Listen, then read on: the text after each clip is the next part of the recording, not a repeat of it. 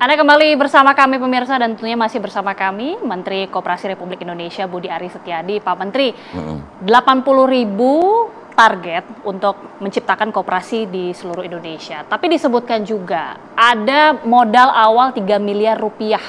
Ini kan kalau dikali 80.000 angkanya fantastis sekali, bisa 200 lebih ya, 200 triliun. Bagaimana ini penjelasan terkait dengan pendanaan ini, Pak? Jadi yang namanya 3 miliar rupiah itu adalah plafon kredit. Jadi kita sudah jelaskan bahwa ini bukan uang hibah atau program Kopdes Merah Putih ini bukan program bagi-bagi uang, tetapi memberikan akses permodalan kepada lembaga ekonomi di desa yang namanya Kopdes Kelurahan Merah Putih ini. Gitu loh. Supaya pemahamannya sama. Ini pinjaman. Selama ini ada persoalan akses permodalan yang menjadi persoalan besar dari desa, sehingga mereka banyak bergantung atau terjerat dalam praktek rentenir dan tengkulak. Karena logikanya begini, petani itu kalau beras kan 4 bulan sekali dia dapat uangnya. Sementara kebutuhan hidup mereka kan per hari per bulan kan. Begitu panen baru mereka bayar. Nah ini mereka banyak kena praktek ijon. Makanya ada unit simpan pinjam. Itu kalau baru pertanian beras yang durasinya atau jangka waktunya 4 bulan. Jagung. Terus ada petani tebu yang hampir 11 sampai 1 tahun. Kan berarti selama mereka hasilnya belum bisa dipanen kan mereka perlu uang, yang perlu pinjaman untuk biaya hidup. Nah inilah yang misalnya contoh itu di sektor pertanian. Nah karena itu kita juga dengan skema atau plafon 3 miliar per koperasi desa itu diharapkan bisa menopang kegiatan ekonomi Kopdes Merah Putih itu. Nah 3 miliar itu bentuknya atau skema sedang dibicarakan oleh Kementerian Keuangan dan Kementerian BUMN. Gimana skemanya, bunganya, tenornya, berapa tahun, bunganya berapa persen, itu sedang disimulasikan. Tapi yang pasti ide dan pelaksanaan Kopdes Merah Putih ini adalah sebuah langkah yang kolektif yang dilakukan oleh, bayangkan, dengan Inpres nomor 9 tahun 2025 dan juga Kepres nomor 9 tahun 2025, pergerakan Kopdes Kelurahan Merah Putih ini melibatkan hampir 18 kementerian lembaga di seluruh Indonesia. Bayangin coba, ada Kementerian Pertanian, Kementerian Perdagangan, KKP, KKP, ada Kementerian Dalam Negeri, Kementerian Desa, Kementerian Koperasi, Kementerian Keuangan, Kementerian BUMN, gitu loh. Termasuk Kementerian Hukum, Bappenas, termasuk juga di Kepres mengamanatkan dan menugaskan gubernur sebagai ketua Satgas daerah, dan juga bupati, wali kota sebagai ketua Satgas Kabupaten Kota Madya. Nah karena itu gerakan semesta ini memang harus diukur dampaknya pasca pembangunan dan pengoperasian Kopdes Merah Putih ini. Begitu kita lihat bagaimana dampaknya, karena tujuan dari Kopdes ini juga salah satunya mengentaskan kemiskinan ekstrim yang jumlahnya 3,1 juta keluarga, yang kita harapkan bisa kita entaskan dalam tempo yang secepat-cepatnya, sesingkat-singkatnya. Kita percaya tentunya tujuan ini sangat mulia dan harapan kita bersama, Pak Menteri. Masih menjadi pertanyaan juga, artinya ini kan skema pinjaman. Pinjaman dari Bank Himbara atau dari sumbernya itu seperti apa? Saya mau jelaskan begini, inilah ketidakadilan ekonomi di Indonesia. Bayangkan kredit yang tersalurkan ke masyarakat itu dari perbankan, per tahun itu 7.000 triliun. Tetapi yang untuk koperasi hanya 15 triliun total. Artinya berapa itu? 0,2% dari total kredit perbankan nasional ini, hanya 0,2% ke sektor koperasi. Artinya apa? Betul-betul koperasi dipinggirkan kan? Jadi kalau katakanlah nanti kredit ke koperasinya 350 triliun, baru 5% dari total kredit perbankan. Nah karena itu ini kan bagian dari upaya mewujudkan keadilan ekonomi juga. Karena apa? Karena koperasi itu manfaatnya dirasakan oleh anggotanya, oleh masyarakat itu sendiri yang menjadi anggota koperasi, begitu. Oke. Informasi juga dari Pak Menteri Perdagangan Zulkifli Hasan, ini merupakan Ketua Satgas. Menko Pangan.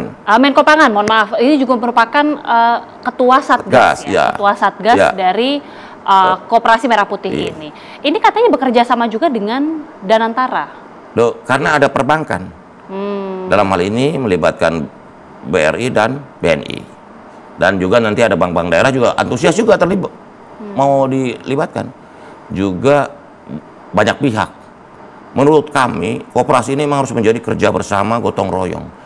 Karena Indonesia ini, gotong royong ini hanya dimaknai sebatas motif sosial.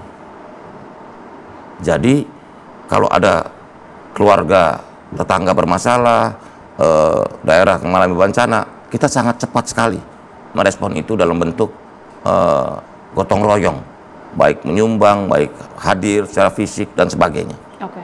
Salah? Enggak, tetapi kurang. Karena gotong royong sejatinya harus motifnya ekonomi juga dong.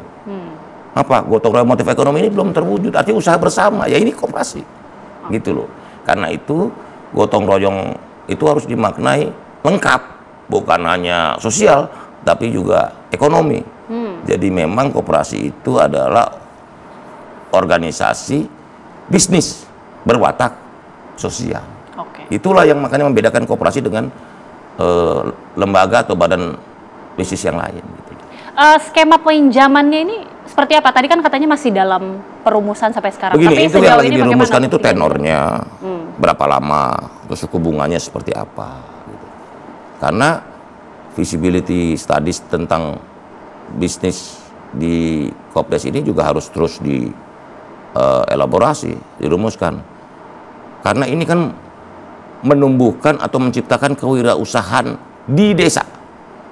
Jadi munculnya kewirausahaan. Nah, ini memang perlu waktu, perlu juga peningkatan kapasiti, peningkatan kemampuan manajemen. Bahkan saya pernah mengatakan kunci sukses Kopdes Merah Putih ini adalah ada 3. 1 SDM-nya, orangnya, 2 kelembagaannya. Jadi kelembagaan koperasi itu sendiri, dan yang ketiga adalah sistemnya. Makanya saya bilang kalau pakai bahasa Inggris, POS, People, Organization, and System. Jadi inilah kunci keberhasilan Kopdes Merah Putih ini. Program Kopdes Merah Putih kuncinya ini di tiga komponen itu.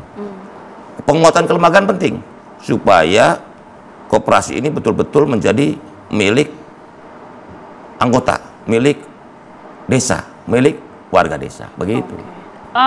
Apakah ini termasuk juga ada hitung-hitungan jika kita tidak menginginkan hal buruk terjadi, Pak Menteri, tapi katakanlah ada yang kemudian menunggak, tidak bisa membayar, hitung-hitungan secara resiko ini juga bagaimana untuk memprediksinya?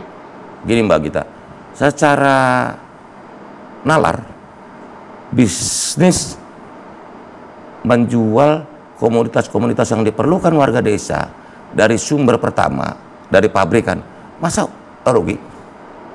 Misalnya LPG, pasti untung. Pupuk, pasti untung. Minyak goreng, pasti untung. Jadi bisnis Kopdes ini nggak mungkin rugi. Karena harga perolehannya jelas. HPP lah ya, jelas. Harga jual tinggal dihitung untungnya berapa. Kan semua terbuka. Gimana kalau modal awalnya dikasih 3 miliar, tapi pada hakikatnya ketika membayar tidak bisa membayar itu secara utuh? Kita udah melakukan simulasi. Bagaimana skema resiko? Kita udah melakukan simulasi. Itu kan plafon 3 miliar. Kita lihat desanya juga, ada yang desanya besar penduduknya, kebutuhan LPG-nya besar, kebutuhan apa, atau buat desa-desa yang wilayahnya luas, yang pupuknya, yang membutuhkan pupuk yang dalam jumlah besar, gitu.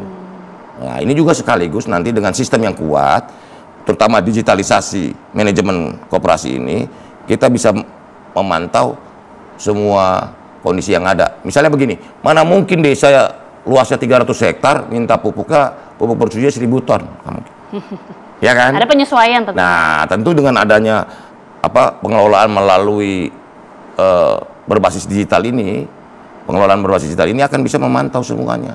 Begitu. Bahkan kita juga sudah bilang, saya udah bilang sama Bu Gubernur Bank Indonesia, nanti kita pakai QRIS pembayarannya. Kita bangun super app dengan menggunakan QRIS, semua digital, sehingga godaan godaan untuk melakukan fraud atau hal-hal buruk itu bisa termitigasi secara maksimal. Jadi kita cegah secara maksimal. Karena itu juga kami dari Kementerian Koperasi sudah menghubungi Kejaksaan Agung untuk bersama-sama minta bantuan untuk mengawal program ini, karena di Kejaksaan Agung ada program Jaga Desa. Dan juga kita sudah ke Komisi Pemberantasan Korupsi KPK hari Rabu kemarin untuk minta bantuan untuk program ini dikawal dengan baik. Itu karena kita lihat ini idenya baik, idenya mulia, tapi pelaksanaannya pasti kan ada problematika tersendiri. Bagian dari problematika itu, Pak Menteri, masih ada pertanyaan juga ya, termasuk juga ketika mengatakan ada digitalisasi yang nanti akan dikedepankan. Tapi pada saat yang bersamaan kita tahu para anggota ini tersebar di seluruh desa-desa dan juga kelurahan. Ini kan menjadi tantangan tersendiri untuk bagian dari sosialisasi, bagian juga dari penjelasan soal mekanismenya. Nanti bisa dijawab usai jeda, Pak Menteri. Sesaat lagi pemirsa, kami kembali usai jeda.